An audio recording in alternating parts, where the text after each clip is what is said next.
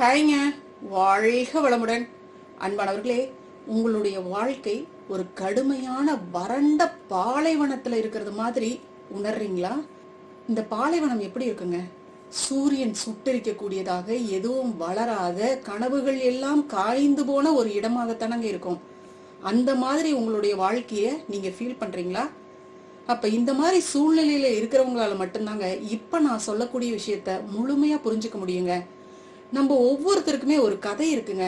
அந்த கதை பாத்தீங்கன்னா நம்ம சந்தித்த வழிகளையும் போராட்டங்களையும் தோல்விகளையும் உள்ளடக்கியதாக தாங்க இருக்கும். இந்த வழிகள்லாம் நம்மளைய சுக்குநூறா உடைச்சிருச்சு அப்படின்னு நம்பி நம்மள ஒரு சிறிய கூண்டுக்குள்ளாரையே வச்சு அடைச்சுக்கிறோங்க. ஆனா இன்னைக்கு நான் உங்களோட ஒரு ரகசியத்தை பகிர்ந்து கொள்ள போறேங்க. ஒரே ஒரு ரகசியம் தாங்க, அது உங்களுடைய வாழ்க்கையின் திசையே மாற்றும் சக்தி கொண்டதுங்க. இந்த ரகசியம் பாத்தீங்கன்னா நமக்கு தெரிந்த மிகப்பெரிய ஞானிகளாலும் ஆன்மீகவாதிகளாலும் போதிக்கப்பட்டதுங்க. இந்த ரகசியம் நம்மிடம் ஏற்கனவே இருக்குதுங்க. ஆனா அதை நம்ம மறந்துட்டு இருக்கிறோங்க. இந்த ரகசியத்தின் சக்தி நம்ம எப்படி பேசுறோம், எப்படி சிந்திக்கிறோம் அப்படிங்கறதுலாம் இல்லைங்க. மாறாக நம்மளுடைய இதயம் எப்படி உணர்கிறது அப்படிங்கறதுலாங்க இருக்கு. இந்த அற்புதமான ரகசியம் பாத்தீங்கன்னா உங்களுடைய எதிர்காலத்தை நிச்சயமாக மாற்றும், உங்களுடைய ஆன்மாவை உயர்த்தும் சக்தி கொண்டதுங்க. அது மட்டும் இல்லைங்க, நீங்க எப்பவுமே நினைச்சு கூட பார்த்திருக்க மாட்டீங்க இந்த மாதிரி என்னுடைய வாழ்க்கை மாறுமா அப்படின்னு. அந்த அளவுக்கு மிகப்பெரிய அளவுல உங்களுடைய வாழ்க்கையை குணப்படுத்தும் சக்தி கொண்டதுங்க இந்த ரகசியம். இன்னைக்கு ஒரு சிறிய பறவையின் கதை மூலமா நீங்கள் வலி மற்றும் துக்கத்தின் பாலைவனத்துல சிக்கியிருந்தா கூட எப்படி அதிலிருந்து அற்புதமாக அழகாக மீண்டு வர முடியும் அப்படிங்கறத இந்த கதை தெளிவா உணர்த்துங்க. நம்ம சொல்லக்கூடிய இந்த சின்னஞ்சிறிய பறவையின் கதை வெறும் கதை கிடையாதுங்க. அது நம்பிக்கை, நன்றியுணர்வு மற்றும் உங்களுடைய வாழ்க்கையை நீங்கள் எப்படி அணுக வேண்டும் என்பதற்கான ஒரு அற்புத பாடம் தாங்க. ஒரு சுட்டெரிக்கும் பாலைவனத்துல வாழ்ந்த ஒரு சின்னஞ்சிறிய பறவையின் கதைங்க. இந்த பறவையின் வாழ்க்கை முழுவதும் வலி நிறைந்ததாக இருந்துச்சுங்க. அது எப்போதும் நோய்வாய்ப்பட்டுக்கிட்டே இருந்துச்சு. அதனுடைய இறகுகள் எல்லாம் உதிர்ந்து போயிருந்துச்சு. அதனால பறக்கவே முடியல. அதற்கு நிலையான இருப்பிடமும் இல்ல. தனிமை, போராட்டம், சோகம் மட்டுமே அதனுடைய வாழ்க்கையில நிறைஞ்சு இருந்துச்சுங்க. ஒரு நாள் ஒரு வெள்ளை புறா அந்த பாதையில பறந்து போயிட்டு இருந்துச்சு. அப்போது அந்த பலவீனமான பறவை, சகோதரா தயவு செய்து நில் என்று அழைத்தது. புறா நின்று, என்ன ஆயிற்று சகோதரி, ஏன் இவ்வளவு சோகமாக இருக்கிறாய் என்று கேக்குது. அந்த பறவை, நீங்கள் எங்கே செல்கிறீர்கள் என்று கேக்குது. புறா, நான் சொர்க்கத்திற்கு போகிறேன் என்று பதில் சொல்லுது. அதை கேட்டதும் அந்த பறவையின் கண்களில் ஒரு சின்ன நம்பிக்கை தோன்றியது. அது தனது சிறகுகளை குவித்து, சகோதரா தயவு செய்து சொர்க்கத்தில் கடவுளிடம் என்னை பற்றி கேளுங்கள். என் வழி எப்போது முடிவடையும், என் கெட்ட நாட்கள் எப்போது நல்ல நாட்களாக மாறும் என்று கேட்டு வாருங்கள் என்றது பறவை. புறா, உன்னை பற்றி நான் நிச்சயம் கேட்பேன் என்று உறுதியளித்த பிறகு பறந்து சென்றது. புறா சொர்க்கத்தை அடைந்ததும் நுழைவாயிலில் ஒரு தேவதையை சந்தித்தது. புறா அந்த பறவையின் துன்பங்களை பற்றி தேவதையிடம் சொல்லி அதன் விதியை பற்றி கேட்டது. தேவதை, கடவுள் அவளது வாழ்க்கையில் இன்னும் 10 ஆண்டுகள் துன்பத்தை எழுதியுள்ளார், அதுவரை அவளுக்கு மகிழ்ச்சி இல்லை என்று பதிலளித்தது. புறாவுக்கு மிகவும் வருத்தமாக இருந்தது. அது, நான் இதை அவளிடம் சொன்னால் அவள் அனைத்து நம்பிக்கையையும் இழந்து முற்றிலும் உடைந்து போவாள், அவளுக்கு உதவ வேறு வழி இல்லையா என்று கேட்டது. தேவதை ஒரு கணம் யோசித்து, ஒவ்வொரு நிலையிலும் அவள் இதை சொல்லும்படி சொல், கடவுளே எல்லாவற்றிற்கும் நன்றி, இதுதான் அவளது உண்மையான சோதனை என்று கூறியது. புறா திரும்பி வந்து இந்த செய்தியை பறவையிடம் சொன்னது. முதலில் அந்த பறவைக்கு இது புரியவில்லை. ஆனால் தனக்குத்தானே ஒரு உறுதிமொழி எடுத்துக்கொண்டது. என்ன நடந்தாலும் நான் எப்போதும் கடவுளே எல்லாவற்றிற்கும் நன்றி என்று சொல்வேன் என்று ஒரு உறுதிமொழி எடுத்துச்சு. சூடான மணலில் விழுந்த போது கடவுளே எல்லாவற்றிற்கும் நன்றி என்று சொல்லுச்சு. அது தாகத்தால் தண்ணீர் கிடைக்காத போது கடவுளே எல்லாவற்றிற்கும் நன்றி என்று சொல்லுச்சு. நோய் காரணமாக அதன் இறகுகள் உதிர்ந்த போதும் கடவுளே எல்லாவற்றிற்கும் நன்றி அப்படின்னு சொல்லுச்சு. மெதுவாக ஒரு அற்புதம் நடக்க தொடங்குச்சு அதனுடைய வாழ்க்கையில். அதன் பழைய பலவீனமான இறகுகள் புதிய வலிமையான இறகுகளால் மாற்றப்பட்டன. ஒரு நாள் அது பலவீனமாக பாலைவனத்தில் நடந்து கொண்டிருந்த போது கருமேகங்கள் கூடி பலத்த காற்று வீசுது. திடீரென கனமழை பெய்ய தொடங்குது. அந்த பாலைவனத்தில் அதை சுற்றி பசுமையான செடிகள் வளர ஆரம்பிக்குது. அருகில் ஒரு குளம் தோன்றியது. அது மீண்டும் ஆரோக்கியமாக மாறியது. அதனால் பறக்க முடிந்தது. அது மகிழ்ச்சியாக மாறியது. 10 நாட்கள் கழித்து புறா மீண்டும் அந்த பாதையில் கடந்து சென்றது. அந்த பறவை மகிழ்ச்சியாக பறந்து சிரிப்பதை பார்த்து அது அதிர்ச்சி அடைந்தது. ஒரு காலத்தில் வறண்டு கிடந்த அந்த இடத்தில் இப்போது உயிர்ப்பு தன்மையோடு பசுமையும் நிறைந்திருந்தது. புறா, இது எப்படி சாத்தியம்? அவளது வாழ்க்கை இன்னும் 10 வருடங்கள் வேதனை நிறைந்தது என்று தேவதை சொன்னது என்று யோசித்தது.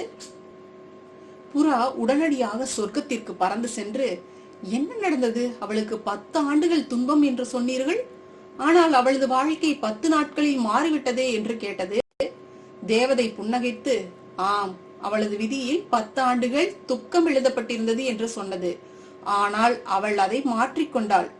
ஒருவர் நேர்மையோடு, கடவுளே, நல்லது கெட்டது என என் வாழ்க்கையில் எது நடந்தாலும் நன்றி என, எல்லாவற்றிற்கும் நன்றி என்று சொல்லும் போது அவர்கள் தங்கள் கடந்த கால கர்மாக்களை எரிக்கிறார்கள். அவளது சோதனை முடிந்தது. அவளது தூய்மையான நன்றியுணர்வின் காரணமாக 10 ஆண்டுகள் துக்கம் வெறும் 10 நாட்களாக குறைக்கப்பட்டது என்று தேவதை பதிலளித்தது. அன்பானவர்களே, இந்த கதையை வெறும் கற்பனையா பார்க்காதீங்க. இது உங்களை பற்றியது, இது என்னை பற்றியது, இது நம் ஒவ்வொருவரை பற்றியதும் தாங்க. நம் ஒவ்வொருவர் வாழ்க்கையிலும் ஒரு பாலைவனம் இருக்குங்க. அது கடன், மன அழுத்தம் அல்லது நிராகரிப்பின் வழியால் கூட இருக்கலாங்க. அந்த பறவைக்கு எப்படி 10 ஆண்டுகள் துன்பம் விதிக்கப்பட்டதோ அதே போல நாமும் பல வருடங்களாக அதே பிரச்சனைகள்ல சிக்கிக்கிட்டு தாங்க இருக்கோம். உடல், மனம், ஆத்மா அனைத்துமே வலி, பயம் மற்றும் வருத்தத்துல சிக்கி துவண்டுகிட்டு இருக்குதுங்க. ஆனா இங்க ஒரு முக்கியமான கேள்வி ஒண்ணு இருக்குங்க. அந்த பறவை தன் விதியை எப்படி மாத்துச்சுங்க? அது வெறுமனே பிரார்த்தனை எல்லாம் செய்யவே இல்லை. அது கடவுளிடம் என் வலியை போக்கு அப்படின்னு கூட கேட்கல. அதற்கு பதிலாக என்ன பண்ணுச்சுங்க? அது தனது நிலையை ஏத்துக்கிட்டு நன்றியுணர்வோடு இருந்துச்சுங்க. அது தான் துன்பப்பட்டாலும் நன்றின்னு தான் சொல்லுச்சு, இன்பத்தில் இருக்கும் பொழுதும் நன்றின்னு சொல்லுச்சு. அது எப்பவுமே நன்றி சொல்ல மட்டும் தவறவே இல்லைங்க. இதுதாங்க உண்மையான சக்தி. சங்கடம் வாழ்க்கையை கனமாக்குங்க. நன்றியுணர்வு பாத்தீங்கன்னா வாழ்க்கையை இலகுவாக மாத்துங்க. புலம்புவது அப்படிங்கிறது உங்களுடைய ஆற்றலை கடந்த கால பிரச்சனைகள்ல செலவிடுறது தாங்க. ஆனா நன்றி உணர்வு அப்படிங்கிறது உங்களுடைய ஆற்றலை நிகழ்காலத்தில் முதலீடு செய்யறதுங்க. அது உங்கள் மனதின் கதவை திறக்கக்கூடிய ஒரு அற்புத சாவிங்க. உங்கள் வாழ்க்கை மாற வேண்டும் அப்படின்னு நீங்க நினைச்சீங்கன்னா முதல்ல நீங்க உங்களுடைய எண்ணங்களை மாத்தணுங்க. நான் தோல்வி அடைந்தவன், நான் தோல்வியாளன் அப்படின்னு சொல்றதுக்கு பதிலாக நான் கற்றுக்கொண்டிருக்கிறேன், என் தோல்விகள் எனக்கு கற்றுக் கொடுத்து கொண்டிருக்கிறது அப்படின்னு சொல்லுங்க. நான் தனிமையில் இருக்கிறேன் அப்படிங்கிறதுக்கு பதிலா நான் என்னை பற்றி கற்றுக்கொள்கிறேன் அப்படின்னு சொல்லுங்க. இது என் விதி என்று சொல்வதற்கு பதிலாக நான் என் விதியை எழுதுகிறேன் அப்படின்னு சொல்லுங்க. உங்களுக்கு தெரியுங்களா, நமது மனது ஒரு தோட்டம் போன்றதுங்க. நம்ம அதுல என்ன விதைக்கிறோமோ அதுதாங்க வளரும். நாம சந்தேகங்களையும் பயங்களையும் விதைச்சுக்கிட்டே இருந்தோம் அப்படின்னா அதுதாங்க நம்மளுடைய வாழ்க்கையாக மாறி போவோம். ஆனா நாம விழிப்பு நிலையோடு இருந்து, கவனத்தோடு இருந்து, நம்பிக்கையும் நன்றியுணர்வையும் விதைச்சுக்கிட்டே இருந்தோம்னு வச்சுக்கோங்க, ஒருவேளை நம்மளுடைய வாழ்க்கை பாலைவனமாக இருந்தா கூட அதுல பசுமையும் செழிப்பும் நிச்சயமாக மலருங்க. இன்னைக்கு ஒரு உறுதிமொழி எடுத்துக்கலாங்க. நம்ம எல்லாருமே நம்ம எந்த சூழ்நிலையில இருந்தாலும் அதிலிருந்து நன்றிக்கான ஒரு காரணத்தை கண்டுபிடிக்கலாங்க. ஒருவேளை நீங்க நோயினால அவதிப்பட்டா கூட எனக்கு உயிர் இருக்குதே அப்படின்னு நன்றி சொல்லுங்க. உங்களை பார்த்துக்கிறதுக்கு ஆட்கள் யாராவது இருப்பாங்க. உங்களுக்கு நேரத்துக்கு சரியான உதவிகள் கிடைச்சுக்கிட்டே இருக்கும். எங்கிருந்தாவது ஒரு ஆறுதல் வார்த்தை நீங்க காதுல கேட்ட வண்ணம் இருப்பீங்க. நீங்க வேலை தேடிக்கிட்டு இருந்தீங்க அப்படின்னா நான் செய்யக்கூடிய இந்த முயற்சிக்கு நன்றி அப்படின்னு சொல்லுங்க. உங்களுக்கு பிடித்த ஒருவர் உங்களை விட்டு பிரிஞ்சு போயிட்டாங்க அப்படின்னா அந்த அழகான நினைவுகளுக்காக நன்றி என்று சொல்ல கத்துக்கோங்க. அன்பானவர்களே, முக்கியமான விஷயம் என்னன்னு பாத்தீங்கன்னா, இந்த நன்றியுணர்வு, ஒவ்வொரு விஷயத்துக்கும் நம்ம நன்றி சொல்றோம் இல்லைங்களா, இந்த நன்றி சொல்லக்கூடிய இந்த விஷயம் அவ்வளவு லேஸ்ல நம்மளால சொல்ல முடியாதுங்க. இது எளிமையான விஷயம் கிடையாது. ஆனா இதுதாங்க இந்த இறை சக்தி, இந்த பிரபஞ்ச பேராற்றல் நமக்கு வைக்கக்கூடிய சோதனைங்க. உங்களுடைய மனம் நீ ஏன் நன்றி சொல்ல வேண்டும், நீ இவ்வளவு துன்பப்படுற அப்படின்னு கேக்குங்க. ஆனா அந்த நேரத்துல நீங்க நம்பிக்கையையும் நன்றியுணர்வையும் விடாமுயற்சியோடு தேர்ந்தெடுக்கணுங்க. ஏன்னா அந்த பறவை தான் துன்பத்துல இருந்த போது கூட நன்றியுணர்வு மட்டும் விடாம நம்பிக்கையோட, முழு நம்பிக்கையோட அது கடைபிடிச்சுட்டே இருந்ததுனால அதனுடைய கர்மா பாத்தீங்கன்னா உடைஞ்சு போச்சுங்க. அதுபோல நம்முடைய நன்றி உணர்வு நம்முடைய கடந்த கால வேதனைகளை எல்லாம் முழுசா எரிச்சிருங்க. 10 ஆண்டுகள் வேதனை 10 நாட்களாக குறைஞ்சு போன மாதிரி நம்முடைய பிரச்சனைகளும் ஒரு சிறிய காலத்திலேயே முடிஞ்சு போயிருங்க. வாழ்க்கை உங்களுக்கு ஒரு கடினமான பாதையை தந்திருந்தா கூட நீங்க எப்படி சவாலாக அதை கடந்து வர்றீங்க அப்படிங்கறதாங்க உங்களுடைய உண்மையான சக்தி. அன்பானவர்களே, இன்னைக்கு உங்களுடைய வாழ்க்கையின் கதை மீண்டும் எழுதப்படுதுன்னு நினைச்சுக்கோங்க. நீங்க அதை எப்படி எழுதுறீங்க அப்படிங்கிறது உங்களுடைய கையில தாங்க இருக்கு. நன்றி உணர்வு அப்படிங்கிறது அது உணர்ச்சி பூர்வமான விஷயம் மட்டும் கிடையாதுங்க. அது ஒரு செயல்ங்க, அது ஒரு பழக்கம். தினமும் காலையில எழுந்ததும் உங்களுடைய அன்றாட வாழ்க்கையில நன்றி சொல்ல தொடங்குங்க. இத 1 மாசம் நீங்க தொடர்ந்து கடைபிடிச்சு பாருங்களேன். காலையில எழுந்திருச்சோன்னே நிச்சயமாக நன்றி சொல்லுங்க. ஒவ்வொரு வேலைக்கும் நன்றி சொல்லுங்க. உங்களுக்கு கிடைத்த உணவுக்கு நன்றி சொல்லுங்க. உங்களுக்கு கிடைத்த அப்பா அம்மாவுக்கு நன்றி சொல்லுங்க. உங்களுக்கு ஒரு பணம் வருதா, நன்றி சொல்லுங்க. உங்களுக்கு மகிழ்ச்சி தரக்கூடிய விஷயங்கள் இருக்கா, நன்றி சொல்லுங்க. வாழ்க்கையில ஏதோ தோல்வி வருதா, நன்றி சொல்லுங்க. கண்டிப்பா அந்த தோல்வியில இருந்து ஏதோ ஒரு சிறப்பான பாடத்தை நம்ம கத்துக்க போறோம். அது மட்டும் இல்ல, மிக அற்புதமான வாய்ப்பு இதற்கு பின்னாடி இருக்கு அப்படிங்கறதும் நிச்சயமா நம்புங்க. இந்த மாதிரி நம்பிக்கையோட நன்றி சொல்லிக்கிட்டே வாங்களேன். செம மிராக்கிள்ஸ் வருங்க உங்களுடைய வாழ்க்கையில. ஒரு பெரிய விஷயமாக தான் இருக்கணும் அப்படிங்கறதெல்லாம் அவசியம் இல்லைங்க. சின்ன சின்ன விஷயங்களுக்கும் நன்றி சொல்லுங்க. உங்களுடைய வாழ்க்கையை முழுமையாக மாற்றும் சக்தி கொண்டதுங்க இந்த நன்றி உணர்வு. ஏன் அப்படின்னு இந்த ரகசியத்தை மட்டும் தெரிஞ்சுக்கோங்க. நீங்க நன்றி உணர்வோடு வாழும் போது பிரபஞ்சம் உங்களுக்கு மேலும் மேலும் நன்றி சொல்வதற்காக உங்களுடைய வாழ்க்கையில பற்பல விஷயங்களை கொண்டு வந்து சேர்த்துக்கிட்டே இருக்குங்க. மனப்பூர்வமாக, ஆத்மார்த்தமாக, அன்பு பொங்க அப்படியே நன்றி சொல்லுங்க. அன்பான இறைசக்தியே, அன்பான பிரபஞ்ச பேராற்றலே, நன்றி நன்றி நன்றின்னு சொல்லுங்க.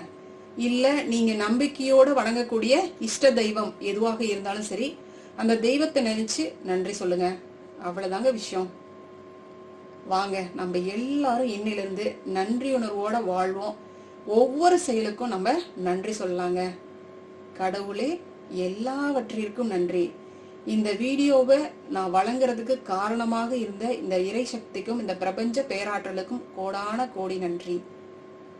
இதன் மூலமாக ஒவ்வொருவர் வாழ்க்கையிலும் அற்புதமான மாற்றங்கள் நிகழப்போவதற்கு கோடான கோடி நன்றி இறையே. வாழ்க வளமுடன். நன்றி நன்றி நன்றி. வாழ்க வளமுடன். அருட்பேராற்றலின் அன்பு கருணையினால் நாம் அனைவரும் நல்ல உடல் நலம், நீள் ஆயுள், நிறை செல்வம், உயர் புகழ், மெய் ஞானத்தோடு நல்லதொரு வாழ்க்கையை நலமுடனும் வளமுடனும் ஓங்கி வாழ்வோம். வாழ்க வளமுடன். வாழ்க வளமுடன். நன்றி